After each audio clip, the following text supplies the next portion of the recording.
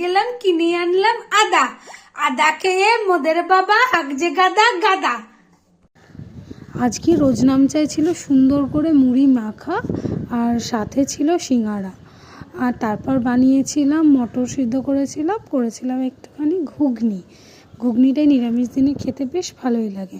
তারপর আমার মেয়ের কাণ্ড দেখো, এই ঠান্ডার মধ্যে আমি করছি রান্না আর আমার মেয়ে বসে আছে দেখো, এইটুকু জায়গার মধ্যে বসে আছে। ওকে এখানেই বসতে হবে, কোথাও যাবে না। আর কোথাও এখান থেকে না নিয়ে গেলেই কান্না। কেন রে এই পোকা, এ পোকা যা গিয়ে টিভি দেখ। টিভি দেখবি? কথা দেখবি? কথা দেখবি না কেন? তো এখানে গরমের মধ্যে ঠান্ডার মধ্যে বসে থাকতে ভাল লাগছে? ভাল লাগছে? হ্যাঁ কিরে দুষ্টু করছিস? তুই দুষ্টু করছিস?